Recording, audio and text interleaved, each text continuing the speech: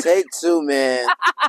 We recorded like 10 minutes worth of testimony Thursday content just for my phone to turn off. So we're gonna run it back and make it a little bit shorter. Yeah.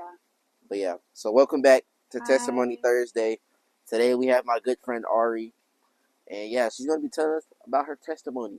Let's get to it. So growing up, I was not the most athletic person in the world. My dad played football and he played collegiate baseball. My mom played, she ran track and she also played Powerpuff football. Uncle's currently in MLB. My grandfather played softball. My brother also played baseball. So I was just like, I should do something. So then in fifth grade, I decided I wanted to try out for the basketball team. Never played basketball a day in my life, mind you. And mind you, I was fat. So I got bullied bad. Like they was like, oh, you can't try for the basketball team. You're too slow to be on the basketball team. This, that, just like naysayers. And I was like, I don't care. I want to try something.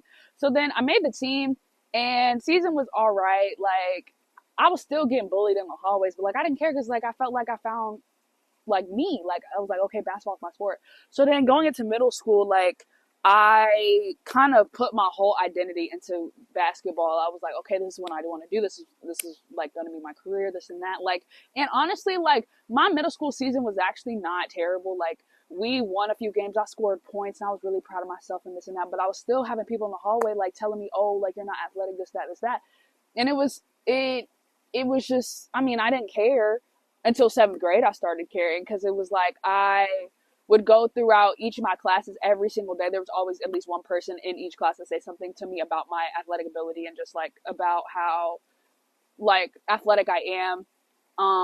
They would like give me paper in class to see if I could throw it in the trash can if I missed, and the whole class would laugh at me. Like this was an everyday occurrence, and I was like, all right, let's wrap this up. It's getting old. And so then like obviously like seventh grade, it was 2019 at that point, but we went into COVID and like I didn't get to play my seventh or eighth grade season.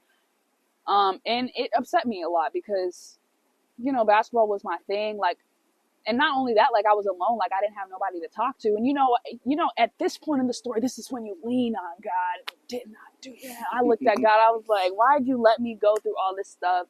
You allowed me to play basketball. Like, why? Like, are you even real? Like, it was that sort of thing. And mind you, I grew up in church, so it was like I was hearing God all my life, and I had genuine faith in God when I was little. But it was like I got to this hard time, and I was just like, He's not even real. Like, why is He letting me do this? And so then, come high school, like I went to a private Christian school, and like they had a basketball team, and they were actually really, really good. And I'm like, okay, I'm gonna play basketball, and it's gonna be great. No, it was not great. It was not anything actually. I got bullied by varsity players when I was on JV. I got bullied by our star player on the JV team just because she was better than everybody else and she felt entitled to do so. And it just kind of felt like a repeat of what I had just came out of. And so I had to make the really hard decision to stop playing basketball my sophomore year. Well, after my sophomore year, because I was like, I lost love for the sport. Like I couldn't play it anymore because it just felt like every time I stepped on the court, like somebody had something to say to me. And I didn't even make varsity like my sophomore year. And I was like, if I make varsity my junior year, I felt like I wouldn't get playing time in the first place. So it was just kind of like I had to let it go. And that was a really hard decision for me.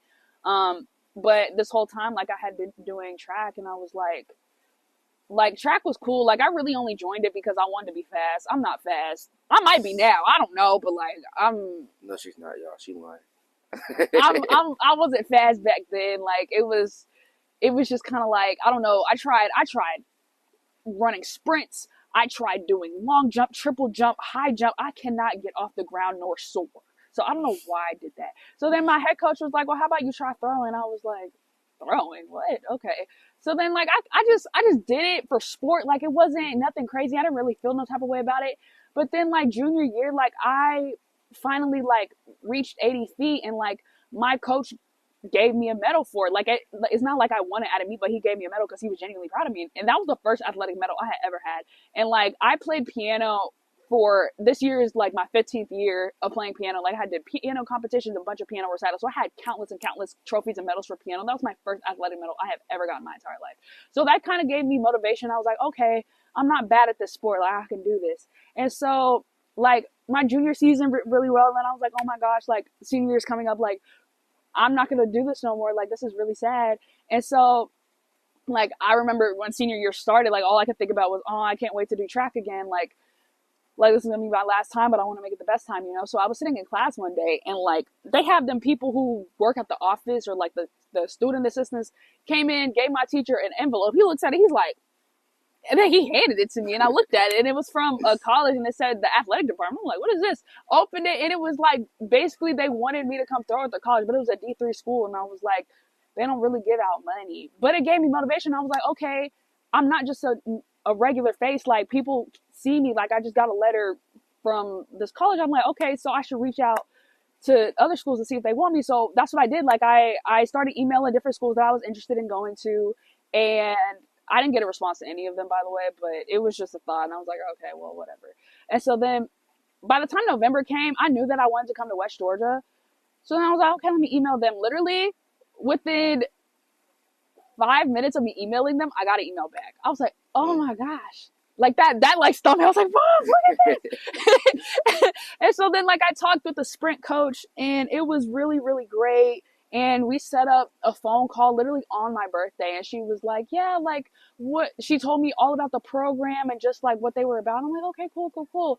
And that's great and all, but I want to talk to the throwing coach. He is impossible to get in touch with. Genuinely. He was so impossible to get in touch with. And so then like I was looking at their schedule, I'm like, oh, I want to go to a meet, and they had one in March. So I'm like, Mom, like, do you want to go? Because they have meets on the weekend. She was like, sure. So we went, and literally, I walked up to the track, and like the throwing coach saw me. He was like, I know you, because he seen my face, like, because I sent like headshots and stuff. And so we talked, and he was like, yeah, we'll schedule a visit, this and that. So I went on my visit in April. It was really nice. Like I had already been to the school like 15,000 times, but just like seeing it from an athletic standpoint, it was really like amazing to see. And just like I got to take a picture in the uniform, like I had visit photos, and I just got to see like the track and like what their program was like. And I had went on a random Tuesday in April. By that Friday I signed to go D1 at the University of West Georgia. And I just think like all I could do is thank God, because like I was not necessarily qualified in a sense to go D1. Like only less than 3% go D1 in their sport anyways. But if you look at my numbers compared to like regular D1 athletes, you would be like, why is she even D1? Like realistically, I am labeled as a D3 athlete, but God said I was D1, so he allowed me to be D1.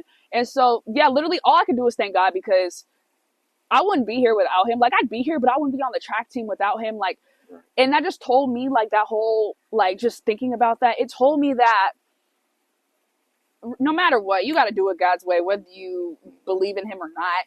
Right. Like he's going to allow whatever he wants for you to happen, and whatever not, he's just going to close that door. And I remember when I did my signing, like I was like, God will open doors that no one else can open, and all you have to do is just walk through it. And so yeah, I'm excited, guys. Man, that's crazy. That's a powerful, beautiful testimony. You know, you not, as you said, not necessarily being qualified, you felt like, but regardless, God made a way, because that was his will for you. Yeah. And, you know, in your experience, walking in your own will, trying to hoop, you know what I'm saying?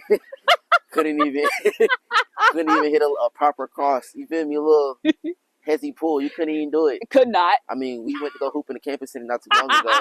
Yeah, that was a little iffy, but you know, shot was wet though. Ooh, wet. Mug was dry. But like, anyways, regardless of any of that, God still paved the way for you. Yeah. To be here and on the track team. Yeah. With me. With Jay Terrell, you know, we here. Yeah, I love Jay. Seriously. She loves me, y'all.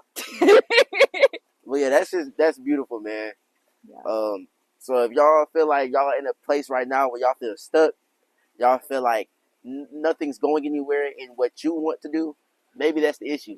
You want to do it. What does God want you to do? Hello. Maybe you should question God and ask him what he wants you to do. Because as she said, she went on a visit on a Tuesday and was signed by that Friday. Yeah. All because she listened to God, and that was God's will for her. So maybe it might not be a sport, but it might be a ministry God's called you to do. Maybe it's going to school, or you know, it could really just be anything. But make sure you're just walking in God's will and acknowledging God in all of your decisions. Yeah. But I really do appreciate you, Ari. I love you. Appreciate you for being in my life, cuz. Appreciate you for being on the little podcast. And yeah, make sure you guys tap in next week with the next Testimony Thursday, and we will catch y'all. Oh, praying that the camera is still rolling.